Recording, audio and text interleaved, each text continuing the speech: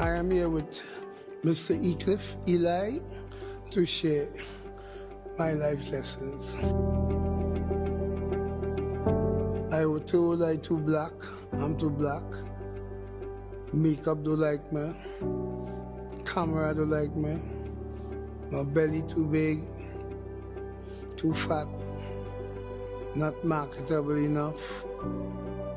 But thank God for my mom that teach her sons how to overcome these obstacles, how to flip negative into positive, how to motivate yourself. I learned to work hard and motivate myself. And one thing I used to say was, too black, too fat, well, they go see what this black fat man go do. And so be it. I've been recording for years, so I know the craft. I know how to go about it.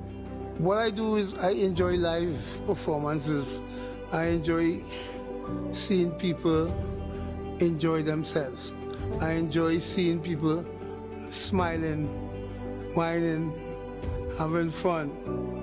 I really enjoy seeing people enjoying the music that I make. It took me 11 times to make it to Soca Monarch Finals. When I did, I came 7th, and from there I started 7th, 6th, 5th, 3rd, 5th. I was never the type that the media wanted. I will mash up the party fine, and no coverage. I will get up in the morning, get the Express, get the Guardian, get the Newsday to see what coverage they did. My sickness was a blessing in disguise. I see who was there for me and who was just using the opportunity to get into a fete or to get backstage and enjoy the whole scene. But God gave me a second chance, and I intend to use it wisely. It was always hard for me in my career, up to presently. But I love the challenges. Life lessons there presented by Eli, but that definitely featured Dexter Stewart, better known as Blaxx. This morning, we celebrate his life as today would have been his birthday, his 61st birthday. And to do that, or to help us do that a little bit, I want to welcome his sister, Avelia Stewart, his son, Terrell Stewart, and his niece, Celine Hazel. They join us via Zoom. Good morning, and welcome to the show. Good morning. Thank you guys so much for joining us. And let me extend my condolences once again to you all. Well, thank you. I want to start with you, Avelia. I mean, out of the three, I assume that you would have known him the longest. I want you to describe for me. I want you to describe for me the kind of person that Blaxx was to you at home, at family life. Blaxx was always, for me, a kind person, very given, always extending himself. Of course, we'll have the opposite too, the loudness and always, making those crazy jokes and those kind of things. But for me, it was, always about the giving, extending of self, being selfless, and, just having a good time and enjoying life. And so that's what I remember of him for most of my life and the time that we spent together, Yeah. during my years, as a teenager and so on. All right, Terrell, I'm curious. I want to know about the some of the lessons that he would have passed on to you. I mean, during not even just performance stuff. I mean, the public stuff that he would have done and the giving and stuff. All that stuff was fairly public as well. But I'm really interested in some of the lessons that he would have passed on to you from father to son. My father he wasn't an easy person to deal with, but Terrell, I need you to sit back so we could see you. We're not seeing you properly. Sit back so we could see you. There we go. Perfect. Yeah. He always gave me my father always gave me good advice. He always spoke to me about, life lessons. He always, tell me to do the right thing, always give good advice. Was a very I have so many ways to describe my father, honestly. Hmm. But he was a very, hmm, very loving fella. Yeah. Definitely. Celine, I want to jump across to you. This is going to be the family's first Christmas without Uncle Dexter. Um, Yeah. what is usually the celebration like at Christmas time in the Stewart household, and what are you going to miss about him the most this time around?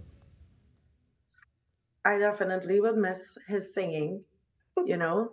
He comes in and he's always singing. That's the thing. He loves to sing, as we all know. Yeah, And I feel like during like Christmas time, there's a time he'll come in very loudly and he would be like just enjoying family, having like family talk, time, sharing moments, storytelling. Um, and yeah, he would be singing and stuff like that. Yeah. are there any special plans this year, Avilia, for Christmas to Um, celebrate? Well, this year, well, I'm physically in Canada. So this year we plan to play a lot of his songs, his music. We have our little picture area. So of course his picture will be there amongst my other relatives and so on. And just to remember the fun times, like on days when we have downtime and we, get to talk and relax, we normally play a lot of soca music in my house. And so during Christmas this year, we plan to play a lot of his songs and just remember and take in the moments. Yeah, and I know he was definitely an advocate for soca music. Anywhere that he went, he makes sure that everybody know that soca must play. Wherever he was, soca had to be playing. Um, Terrell, I wanna jump back across to you just for a quick second.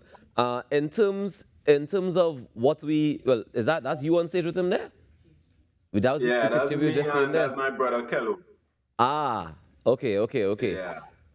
All right, nice. So tell me in terms of, like I'm always just interested in finding out more about the things that we may not have been able to see, the kind of behind the scenes things, the things that you guys alone kind of were privy to. What are some of the things that you would hold? Give me one moment that you hold really dear and that you cherish and say, yeah, this was my moment with daddy. It's so many moments because when he used to go on his gigs, he used to carry me all over, and I was like into it as well. The Mm-hmm. whole party, everything, all the lights, the everything. It was really nice. Behind the scenes, he would curse like that. Not an easy person to deal with, but he's very straightforward person. Like he'll tell you what's on his mind, all of that. He's very not very straightforward.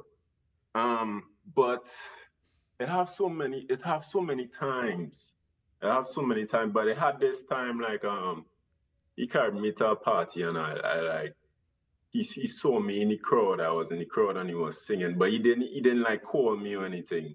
But Mm. he knew I wasn't enjoying myself. He wasn't enjoying himself, and I think like that day just give all of us a good vibes. We just that was like a fun time I had with. That was one of the most fun time I had with my father. Even for one of the carnivals when the first time I played mass as well. Mm. And I saw him, singing a song on the truck, and all of that made me happy because I love seeing him do what he likes to do, which is perform, sing, be an artist. And Yeah. it have many more times, but those times was like some of the most memorable times, most happy times I had with my father. We even had, we had our days, good days, bad days, but we always had, fun times. He's always a fella that he was like when he enter a room, he was like the main show of the room. He Yeah. can talk, make everybody laugh. As many times, but Always the we, center of attention in any room that he yeah, walks of into. the center of attention, Yeah. always the center of attention. Yeah. Yeah, Celine, yeah. But I'm going to ask you the same question because I want to get some of these precious moments that you guys would have shared. Yeah, definitely. One of my favorite moments was 2018 when he performed Hulk at Army Fest. It was my first big girl fest, you know what I mean? And I was on stage. I saw the way the crowd was just getting on crazy. I was like, it was a shock for me, because it Yeah. was my first fete. I was backstage, seeing him perform, interact with the crowd, giving he little stiff wine. I was like, oh my God. That was one Did of it my favorite memories. did it feel strange seeing Uncle Blaxx on stage mashing up like that? Or Uncle Dexter? I don't know what did you call him? Uncle Blaxx. Uncle Blaxx. Was it strange to see Yeah. him on stage like in that full command zone? Yeah, it was strange. I see it like all these years of watching it from the screens, and be like, oh yeah, yeah, yeah. But then it's a different feeling and a different type of vibe when you're in person and you see the way the crowd is interacting in person with him, the way he performs, the lights, camera, action type of vibe. It's Yeah. just it's impeccable. It definitely was always incredible to experience Blaxx performing live because his range is ridiculous. He can sing everything from jazz ballads, come all the way up to hard soca, and he giving you everything in between as well. Now, Avilia, I know over the years that he would have had various struggles in the industry. Whether feeling loved and welcomed all the time or not. But of course, coming down to the later years, we definitely saw a change in public perception. Can you tell me if there was ever any like satisfaction to say, all right, yeah, the public loves him the way that he is, we've accepted him, Blaxx is ours. Yeah, I think there was definitely a change. And as you know, really over the years, when he started off going, let's use Soka, the first time he entered Soka Modak as an example, Right. 2002, I believe, 20 years ago. And then over the years, once he was very consistent in what he delivered. And so over the years, you saw that, that fame, his music resonating with people more. Yeah. And I think, like for the past 10 years, I would say, he was definitely a household name and people would look forward to hearing his music for Carnival. And, even, when you look at his IG page now, you're seeing people saying, oh, we're going to miss your voice for Carnival. We miss you, it was my favorite soca artist. So I think, he did get that. He probably didn't get a crown per se or, a Yeah, title, right? But I think he won the hearts of everyone. And I think definitely. that is what, he went away with that feeling like, yeah, I have achieved, I was the people's champion. That's That's what I bigger have than any achieved. crown that we can possibly give to him. Just giving him all that love from Trinidad and Tobago and from the rest of the world as well. Before we go, Exactly. I'm gonna let you guys go. I just want to get before you go, each of you to give me, if you had to play one Blaxx song to end this interview, each of you, which what would it be? Oh my God. For me, it would She be pull out life is your over phone death. you pull out to look for the song? We have compiled like a list of 73 songs, and I Yeah. don't think that list is complete. No, it's not. I saw songs So that were missing from yeah, that list already. exactly. But I just, Well, I I just go want, I just right. want three. I'm not even asking for your favorite. I'm just asking for the one that comes to mind now. Well, definitely mashup, Right? Mash up, right? yeah. No, that was your I one. like That was your one. Avilia, that was your one. Celine, give me oh, one. okay. Celine, give me one. Life over death. Definitely a La fave. boy. Terrell. Since both of them choose two different songs, I'll say Hulk. Because that's one of his most inspired songs. I think most people like that song out of him. So Hulk, yeah, that's the one for me. Definitely. I want to thank you three for joining me this morning and sharing with us a little bit into the life of Blaxx on his birthday as we celebrate him today a little bit. Thank you all so much. Thank Thank you. Thank you. you Thank for you. having us. No problem. And all the best for the season, compliments of the season, and I hope you guys are able to celebrate it in fine style still. Okay, sure, definitely. Thanks a lot. All right, take care. Take care. All right, guys, we take a quick break. When we come back, we continue to celebrate Blaxx. We're going to chat with some more of his family. So I encourage you to stay tuned. It's the Now Morning Show. We go till 8.